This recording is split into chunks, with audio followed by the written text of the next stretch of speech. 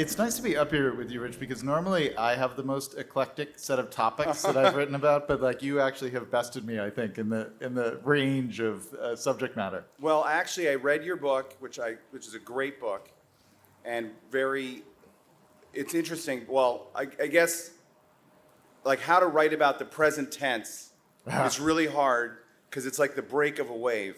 Yeah. And I feel like you have to step back and write about the ocean instead of the break of the wave.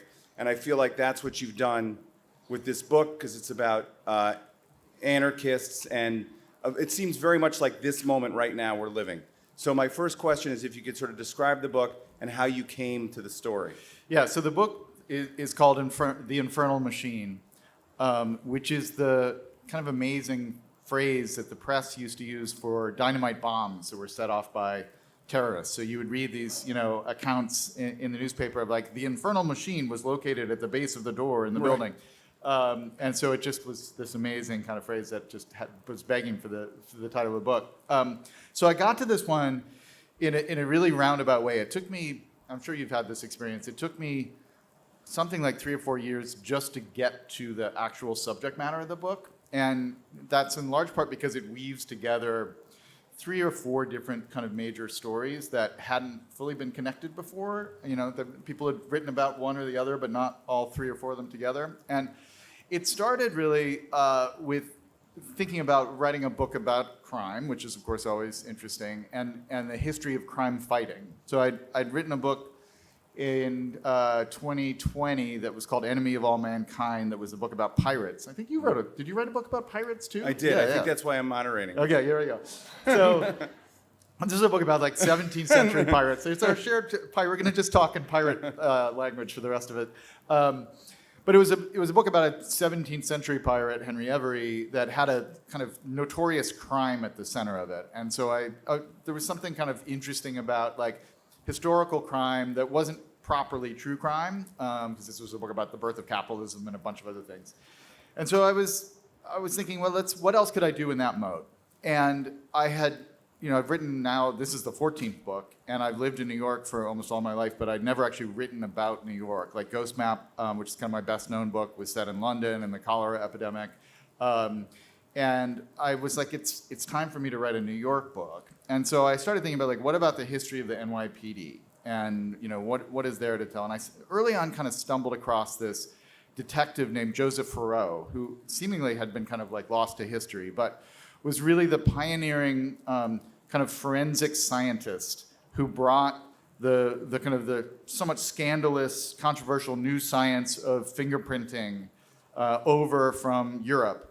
And slowly convinced the NYPD to become kind of a modernized, data-driven, science-driven police force starting in about 120 years ago. And so I thought, well, maybe there's something about Farreau. And he was involved in a particularly horrible murder that I thought maybe could be the center of it, that does show up in a chapter of the book. But it was kind of too small. It just felt like, okay, here's a detective and here's a crime, and it was like I like to have my books have more connections than that, and to take you in surprising places. And so one of the things I noticed in going through this material is that if you read the archives of the papers back then, there were bombs going off all the time in New York City. I mean, it was just a constant. Some of them were like mob-based. Kind of blackmail like bombs and local enforcements and things like that, but a lot of them were the turn of the century version of terrorism, where people for political reasons were setting off bombs. So there's a minor figure in the book named Owen Egan, who for 30 years was the chief bomb diffuser between like 1895 and 1920. And over that period of time, he either examined or successfully diffused 7,000 bombs.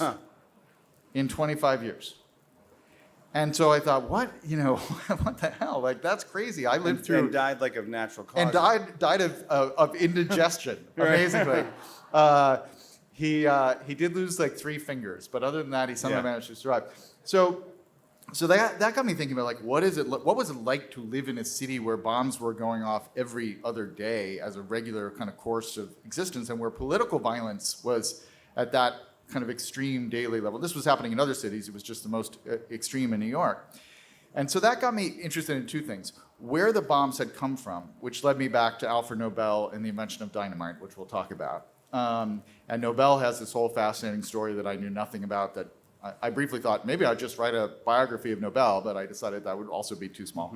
And then the other thing it led me to were the anarchists and the history of the anarchist movement in that period, who were really the kind of the most notorious bomb planters or bomb throwers of that period. And it led me to people like Emma Goldman and Alexander Berkman, who became kind of then central to the story, and who kind of initially you might think of as very easy villains, but end up in the telling of the story, I think, becoming slightly more complicated people, particularly Goldman. Berkman is, I think, ultimately kind of a villain. But once I had, a political philosophy that was, 120 years ago, arguably the most important radical political philosophy in the world, and you had a technology that had kind of gone awry in this way that Dynamite had, and you had a history of policing and forensic science and stuff like that, that's when I was like, oh, I've got something here. Right. It's interesting because anarchy is like, we all kind of think we know what anarchy means, but we don't really think of anarchism as an ideology. So maybe you could talk about what they actually believed. Yeah, so it's interesting. The contemporary, the actual meaning of anarchy as a word is no ruler, right? So it means a leaderless state. The negative connotation that we have, the sense of anarchy as being a state of unpleasant disorder or something being wrong, is literally a legacy of the anarchist movement. It's like I say in the book, like one of the worst political branding campaigns in the history. Like they turned their name into a pejorative, basically. And what's kind of lost in looking back on it, which it's an interesting thing to think about it in our own moment of time, is that the anarchists really believed that there had been a better way of organizing society that had kind of peaked with the kind of classic guild-driven hill towns of the Renaissance, where you had very scientifically advanced, very scholarly, intellectually rich, but kind of livable communities where people were living at a kind of a smaller scale. They were working for themselves or working in small cooperatives. And they were able to achieve all these kind of wonderful things. And in fact, the cities and towns that they built are now some of the most visited places in the world because they created wonderful places to live on some level. And the anarchists had looked out on what had happened and the just tremendous rate of change of industrial capitalism between 1850 or so and 1900. And the utter transformation of cities, the utter transformation of workforce, the tremendous drop in life expectancy, which I wrote about in that book, Extra Life, that happened everywhere industrial capitalism emerged. And they said, the society is going in the wrong direction. And they were actually also kind of libertarian in a way. They thought that government was too big and that capitalism was too big. And that the better state was the smaller, kind of guild-driven collective, still market-driven on some level, but not corporate market-driven. And they were fighting basically to bring, the march of industrial progress and the march of giant government agencies and the march of the war machine to a close and to kind of reverse the course of history. And they fundamentally lost, right? It ended up, it's kind of, if you find something sympathetic in that story, it's kind of a tragic story. And one of the main reasons that they lost, I would argue in the book, is that they embraced and in fact partially invented terrorism as a political strategy. Yeah, you make the case that they sort of invented suicide bombing. The first suicide, so there's a whole chapter, there's 2 chapters in the book actually, about, in the first section of the book, which is kind of setting the stage for all this. The book kind of goes from more or less 1865 to about 1920. So it's got a big, broad sweep to it. And there's 2 chapters about the assassination of the Russian Tsar Alexander II. And I had planned to allude to this in the book because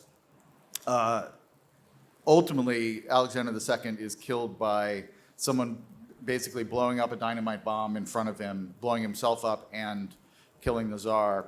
And that is considered to be the first suicide bombing in the history of the world. So it unleashed that. And it was basically a kind of a Russian anarchist group that did it.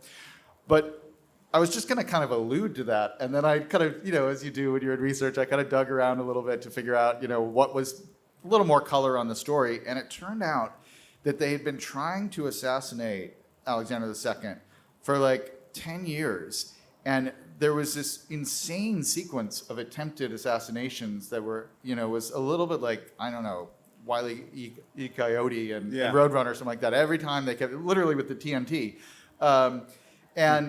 And so I eventually was like, oh my gosh, I have to have a little mini set piece here. And I ended up writing 2 chapters about all the attempts to kill him and then the ultimately successful attempt, which seemed like a good idea at the time until I had to read the audiobook for this. And there are all these Russian last names that I had to pronounce. And it was just like the most painful. I was like, why did I add this chapter? This is such a nightmare. I find one of the worst things about doing your own audiobook is you find out by being scolded that words you've been saying your whole life, you've been mispronouncing your whole life. Totally. It's humiliating. It's the other thing, just as an aside here, I don't know if anybody's interested in this. The worst thing about an audiobook is that you are compelled to read it, in a studio or in your closet, as in my case, for like 20 hours at exactly the point in the production of the book where you are the most sick of it. Yeah. Like you've gone through the edit and you've read it 100 times. And so everything, as you read it, you're just like, I am the world's worst writer. This is so bad. Yeah. I can't believe I'm publishing this shit. And anyway. So enough complaining. Sorry And they about really don't let you improve it like off the top. They make you stick to the text. So I have a list in my head of sort of the inventions that changed everything, like steam engine and the internet, printing press. But it seems like, and I'd have to add dynamite to that list. And it sort of seems like, in a way, the whole book can be looked at as the unintended consequences of dynamite.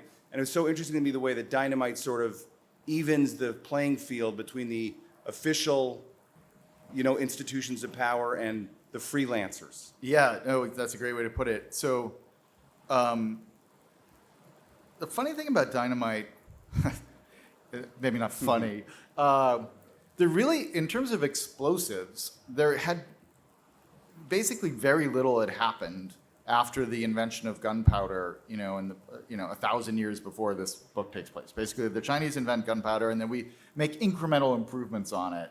But if you wanted to blow something up, you just got like a giant trove of gunpowder, and you set it ablaze, and it blew up, and you had your explosion. And set it ablaze and ran as fast as you could. But it was extremely inefficient, and it wasn't that powerful. And so, humans were limited in terms of what they could do with big explosions, and they rarely used them for engineering purposes or industrial purposes. But there was this interesting chemical that was discovered in the 1840s known as nitroglycerin. And for about 15 years, anybody who experimented with nitroglycerin regretted it. Basically, are you have it right there? You have some nitroglycerin. Okay, thank you, sir. You'll be escorted out.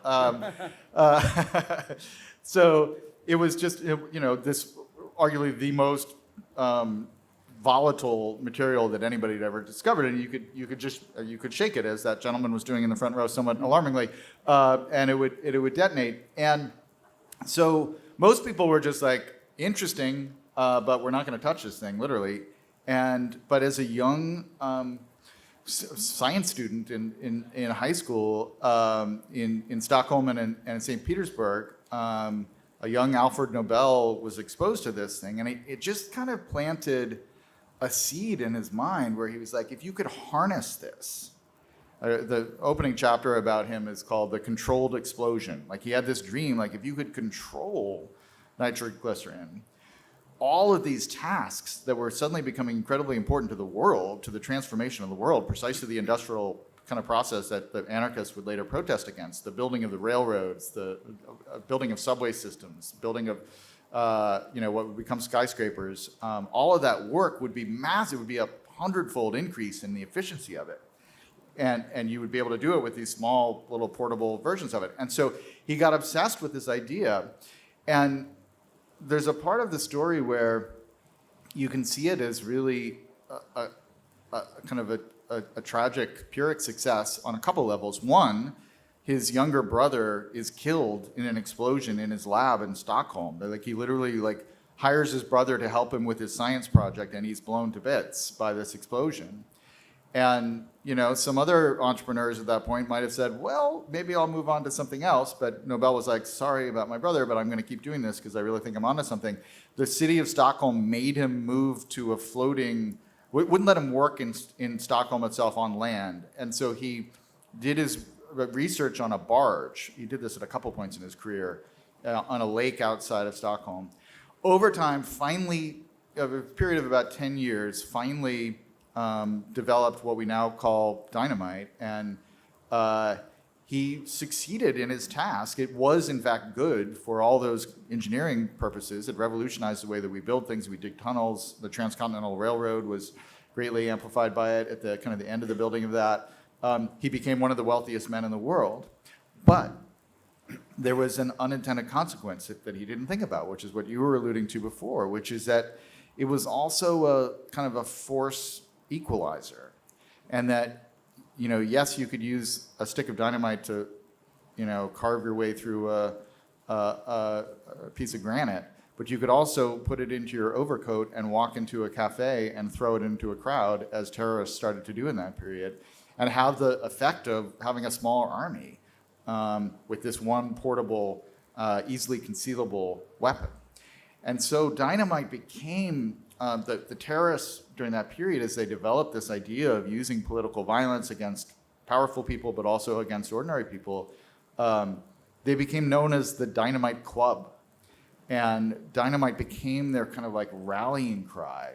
And so Nobel ended up living through all of that, seeing his creation be turned against the kind of forces of industry that he was trying to help along, and ultimately created the Nobel Peace Prize, posthumously, as a way of kind of a penance for the work that he had inadvertently done by inventing the explosive in the first place. It's interesting. So, but also it's like interesting to me because the anarchists wanted like no government involvement. Yeah. And to stop them, you had the birth of this police state that winds up with intense government involvement. Yeah, that's the other. They're kind of like two tragic ironies that happen. Nobel's vision getting undermined, and then the anarchists end up triggering exactly the kind of surveillance state that they were protesting against, in a sense. I mean, one of the things that you have to remember that's kind of crazy looking back on it. So there is basically no systematic form of identification, until the end of the 19th century that the state had any control over. So just think about the number of devices or cards, the passports, the driver's license, the like Face ID, the Touch ID, like all the things that you have that have unique identifiers for who you are, your social security number, all of those things. None of those things existed. They all had to be invented, right? And they're really quite late inventions on some level. So in the early days, one problem that through the 19th century that police departments had was they would arrest someone who was suspiciously around the scene of the crime for something, and they had no way to tell whether they had committed a crime in the past, and they had no way of knowing really actually what their name was. So you could just say like, yeah, my name is Bill Smith, when your name is Stephen Johnson, and they would be like, oh, well, we don't seem to have a Bill Smith listed on any of our records of crime, so sorry, I guess we got to let you go. And so there was a awareness that somehow like we had to solve this problem, and we had to figure out how to do it. And that was where kind of forensics first starts to kind of take off, where people like Bertillon in France and folks at Scotland Yard in the late 1800s start to realize, oh, people have these weird, curious little ridges on their fingers. Like, we could use that as a way of identifying them, and if we could capture them, we could do that. And they also used both photography and this kind of crazy system of exact measurements. So they would measure exactly like the length of the middle finger, and they would the length from your like earlobe to the top of the ear, and they systematized that, and they would organize it into card catalogs. Because a photograph was useful and it was cool. We had photography, but if you were searching for somebody, it was very cumbersome to go through like 10,000 photographs. But the way that they systematized these measurements, they could bring in a suspect and be like, okay, here are his measurements. And they'd be like, okay, we want to reduce this search to people who have like, a middle finger of exactly this length. And so they would go to that subset of the card catalog. And then they could say, okay, we need the subset of that, or people who have this length of their ear. And so we go to that subset of the card catalog. And it was basically like a search algorithm for data, way before Google. And it enabled police to find people much faster. But once fingerprints were discovered, and they recognized the power of that, they realized this is even better because people don't leave behind the measurements of their body parts at the scene of the crime, but they do often leave behind their fingerprints. And so slowly this development started happening, and then as the terrorist wave came to New York really starting around 1900, that's when the NYPD realized they really had to modernize. That's where people like Farrow, who were the champion for these technologies, really got the kind of authorization from above to embrace these kind of suspiciously European fads, as they were called. Well, you actually, and as a writer of some of the same areas as you are, love this. You have this sort of sensational, lost historical courtroom scene where, and it reminded me of, if you remember the OJ trial, when they tried to explain DNA. It didn't really work, but they were going to use DNA, and they both had to educate the jury on what DNA was and why it was so good to use as evidence. And it seemed like in a much more successful way, he was doing something similar. Yeah, the book is kind of the most cinematic book that I've written, and so I'm hoping someday someone will make it into a show or a movie because this scene in particular is so asking for it. It's kind of a Perry Mason scene, basically. Yeah. So what happens is, so the lay public knows nothing about fingerprints, right? This is it's something like 1910. And Farrow has built up this identification lab inside of the NYPD, but he hasn't really convicted anyone yet on this evidence, but he is collecting fingerprints and stuff like that. And so there's a burglary in Soho, and a guy named Charles Crispy gets picked up for it, and they find a print and on the window pane that had been removed, and it matches Crispy, and he had some connection to some earlier burglary. And so they've got a pretty good case. The problem is the jury has no idea about this fingerprint idea. They've learned nothing about the science of forensic science or anything like this. It's all completely new material to them. So they bring in Farrow. Farrow is the only witness for the prosecution. And they bring him in, and they sit him down, and they're like, and I read through these transcripts. It's a kind of funny scene. They ask Farrow to explain how the science works, and he delivers this 15-page monologue that is a total disaster. Uh-huh. And the judge, you can see the judge is completely baffled. He's like, what are you talking about, the whorls? Like a whirl? And he's like, no, the whorls of the fingerprint. And he's like, what is a whorl? He's like, a whorl? And it's just so you can see they're completely losing it. And so finally they kind of call a recess, and we don't know if they planned this out in advance or not, but basically they come back in and they say, we'd like to do an experiment with the jury. And the experiment is, we're going to remove Farrow from the courthouse, and one member of the jury is going to come and put their thumb on a glass. And then we're going to take fingerprints for all the members of the jury. And then we're going to bring Farrow back in, and he's going to identify which member of the jury actually touched the glass. And so there's this amazing scene where they do this, and he comes back in and he sits there examining, and he's like, it is juror number 5. And they're like, whoa. And the Crispy, the accused criminal, immediately pleads guilty, changes his plea. Right. It's an incredible scene. It's really crazy. So it's also kind of like The Glove, except the version of the OJ glove that worked. Yeah. So now, one of the things is you have some historical figures in this book that are very famous, or I've heard of, and others that you sort of recover from history. Yeah. And while I was reading your book, my wife was like, oh, Emma Goldman, I wrote a high school paper on Emma Goldman. And I'm like, she's really bad. I mean, so I don't know what people think of Emma Goldman, but if you feel like her reputation is a little different than the other anarchists, and if it's... Yeah, I mean, there's a fascinating relationship that is at the core of this book, which is between Emma Goldman, who was much better known, and Alexander Berkman.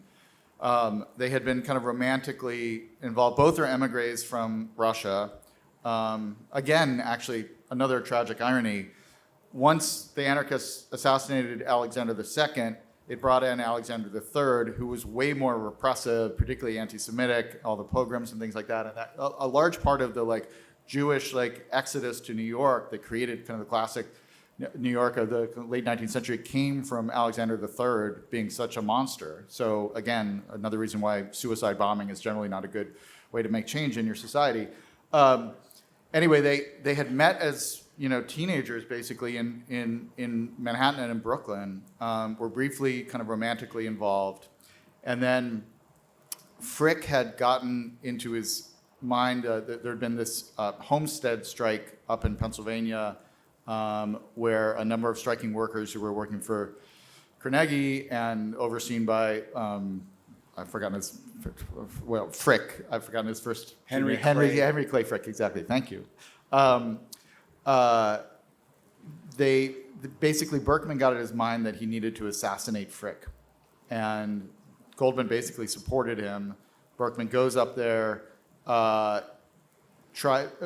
experiments briefly with dynamite, but can't master it. And so he's afraid it's not going to work. And so he decides to just shoot Frick. And he goes up and tries to shoot Frick. Frick survives. And Berkman goes to prison for kind of 18 years or 15 years, I think it is. And then comes out. And over that period, Goldman has kind of become the leading thinker and advocate for, certainly in America, for the anarchist movement. And also, it seems like she is kind of broken from violence as a political strategy. Yeah. And at least in her public statements after that, has this, basically taken this line that violence is not the answer, protest is the answer, but she always has a little bit of a soft spot for people who do engage in terrorism, whereas Berkman remains much more convinced of it, and she admires the commitment. Yeah, she's like, it's not for me, right. But I do admire the commitment. And there are a bunch of, she's bound up in the assassination attempt on McKinley. There's a crazy story about that that's in the book, or the successful assassination of McKinley. But their work in the teens, both some of the work that actually involved terrorism and some of which involved just kind of protesting, actually then creates a parallel but much larger movement towards modernizing police detection and law enforcement as an information science and as a forensic science. Only that happens at the federal level. So basically there was no FBI until this period, there was no kind of large national kind of police detective force. But because of the terrorist threats from the anarchists and from the anti-war movements during World War I, it suddenly became clear that this new science of identification, everything like that was developing at the city level, would have to happen at a federal level. And there was a young kid who had been trained as a librarian, as an information scientist, who started working at the Department of Justice, and that kid's name was J. Edgar Hoover. And the first thing he did, really, when he got put in charge of the kind of radical department, the radical division, as it was called, as a 24-year-old, 25-year-old, the very first thing he really set out to do that kind of made his career was deport Emma Goldman and Alexander Berkman and send them back to revolutionary Russia. And that is kind of the last act of the book, which I'm not going to give away because it's very exciting, but it ends up kind of like Hoover shows up in the last third of the book as a central figure as well. It's like a premonition of the future. Yeah, it's the beginning of the world where just think about all the kind of the troves of information that governments and private companies collect on us. Right. And in some ways, there's a line in the book about this where that Hoover effectively weaponized card catalogs. Right. His primary defense was that he had the data, and he built, again, a kind of an indexing system that connected names to organizations, to publications, to protests, and you could explore in an age 60, 70 years before the invention of the internet and digital technologies, you could explore that card catalog system much more effectively. And in fact, there was information in it that just hadn't been captured before than anything before it. And there's a scene where they have the deport deportation hearings for Goldman, actually on Ellis Island, and Hoover shows up, and he's just got this enormous stack of information. Yeah. And Goldman kind of looks over and is like, what is that? And he's just like archived everything that she's ever said and all the events she's been at. And he basically, sentences her to leave the country based on a data collection exercise, not anything else. Yeah. I want to make sure I ask everything, because this is a great book, and you're sort of like riveted to it. And it's one of those books that you look at the world a little differently, because we live in the world that was created partly by those people. And one sense I got from the book is that history seems cyclical. These same types, and I myself am a member of Generation X. Yeah. I grew up with older siblings who believed things too fiercely and saw what that did, Right. And I feel like you have these people, and then I remember like a generation later, you get the weathermen or whatever in New Yeah. York blowing themselves up in the townhouse on the east side. Yep. And now you get up to like Luigi Mangione. It's like the same story over and over again. And if you had a sense that we're living it all again. Yeah, the Luigi Mangione thing, a bunch of people sent me email when that happened. They were like, it was so reminiscent of the Frick assassination. Yeah. So one of the things that I tried to argue in the book that was both a note maybe of hope but also of caution is that when you look at this history, really going back to about 1860 all the way through about 1980, it is a period of really kind of intense political violence. The number of world leaders that are assassinated over that period just spikes dramatically. And there was a period of time in the late 1890s where 5 heads of state of major European countries were killed, including McKinley, by anarchists.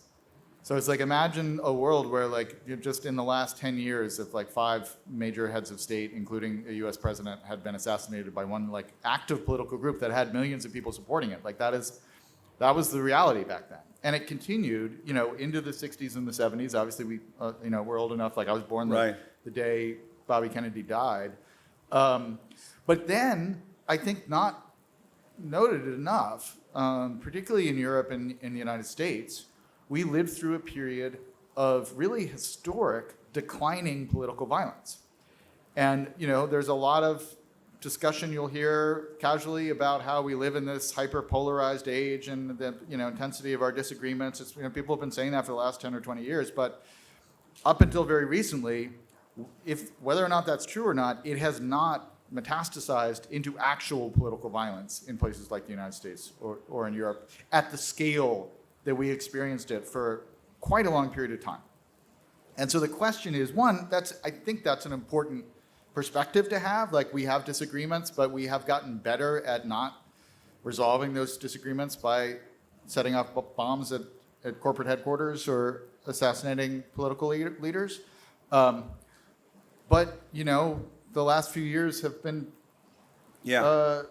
unnerving ones. And so the question is, that's part of the reason why I was interested in writing the book, although the idea for it predates things like January 6th or Luigi, which is when political violence does become normalized, how does that happen? What are the processes, what are the institutions that fail, or what are the kinds of persuasive work that persuades people to embrace that kind of violence? How does it come into being? And there's one of the set piece kind of events of the book is an explosion that happens on Lexington Avenue, that basically a bomb that had been planned to attempt to assassinate John Rockefeller Jr. Explodes. We think that Berkman was involved in this, although it's never been totally clear. Kills a couple of anarchists. It's just it's sitting on a kitchen table and it accidentally goes off. Nitroglycerin is tricky. And blows the whole roof off of this 8-story tenement building in Spanish Harlem, basically. And so it's very clear that the people who died had been planning to assassinate a titan of industry with the bomb that they were making, and they destroyed a building in doing this. And a week after this has happened, there's a rally in support of the fallen martyrs who had died trying to build a bomb to kill a corporate leader, and 10,000 people show up in Union Square in Manhattan. And that's just like that. Yeah. That wasn't that long ago. And it seems kind of shocking to us now that you would see people be like, oh, yes, they were terrorists and they were trying to kill a guy and it was too bad that they blew themselves up and we should come out en masse to remember their lives and fight alongside them going forward. So It's interesting because maybe there's something I'm missing, but this kind of political violence you're talking about, I don't think it's ever worked. I mean, you always get such a strong reaction to the action that it winds up like one thing that really stands out in your book is how much more open American society was before this. If you wanted to go see Henry Clay Frick, you could walk into his office and there he was. Yeah. And now you'd have to go through and you can't touch the elevator button and you can't, do anything. And it's like,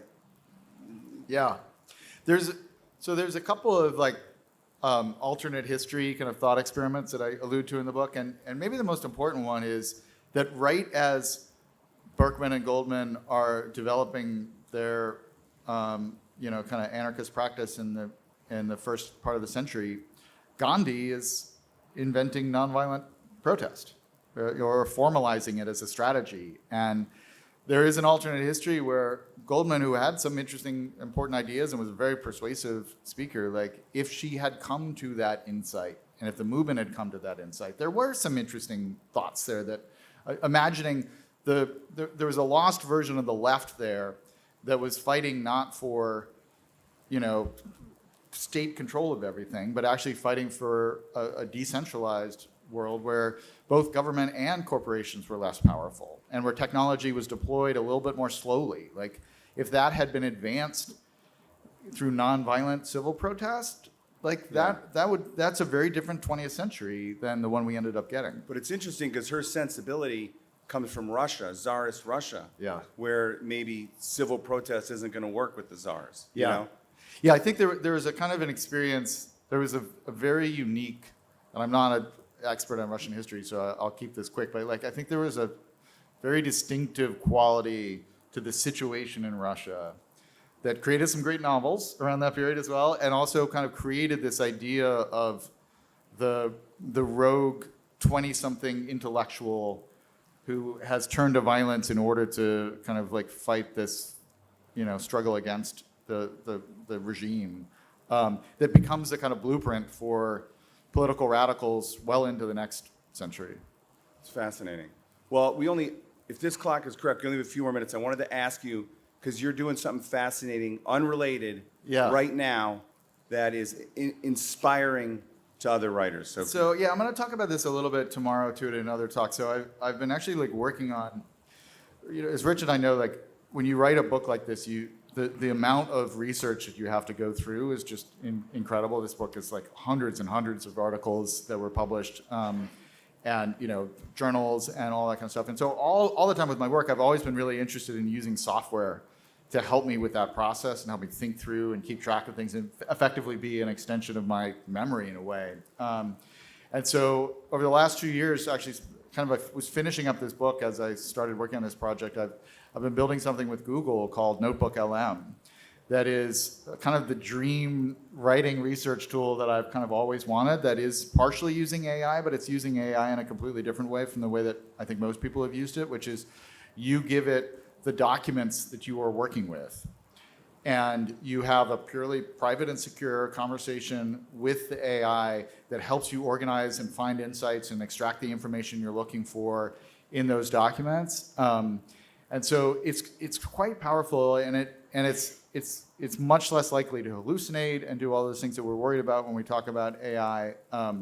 So it's been a really interesting adventure building that. Do you ever worry that now that you're saying it, I'm thinking about it a little, like you have the AI doing everything but write the book. Yeah. So the next logical thing is the AI writes the book and you're out of a job. Yeah, I think, I mean, look, if we've been on a pretty crazy curve the last 2 or 3 years. I feel very confident that for the next 5 or 10 years, it is just going to make us better at our jobs, right? We like the pain points of researching. We'll be able to get to the high-level thinking, the crafting of the story, all the things that we love to do that really involve the best of our intelligence.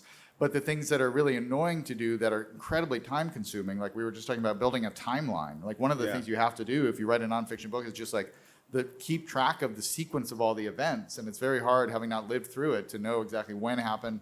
And Notebook LM you can give it 100 newspaper articles and it will generate a chronological timeline of all the events that are mentioned in those articles in 12 seconds. It takes something that would take a week to 2 weeks to do, and it does it in 12 seconds. And so I look at that and I'm like, this is freeing me up to now think about story and maybe write more books. But do you think there's something that you can do that the AI will never be able to do? Right now, there are lots of things that I can do that it can't do. I genuinely, the way that I put it is if we can get to the point where I can say, write a book at the level of sophistication and originality, such as it is, you can be the judge, of Infernal Machine, and it just goes off and writes that book. If we get to AI in 2 minutes. In 2 minutes, or even if actually, they're experimenting with kind of long runs where they go away for a week and come back, but maybe it's a week.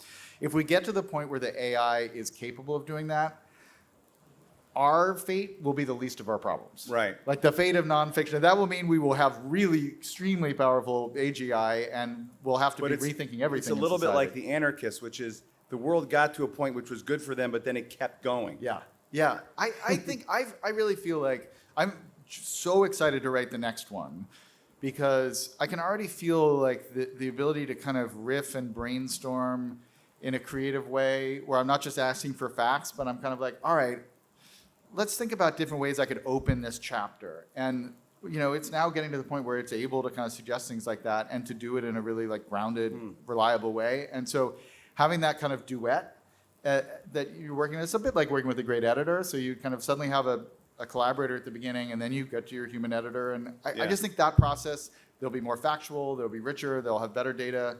And ideally, we'll be able to share those collections of data with readers so that they can read all the archives, perhaps with a tool like Notebook. So anyway, I'm going to talk about it more at the AI I'm now going to start tomorrow. referring to my editor as my human editor. Exactly. All right, thank you all. Thanks so much.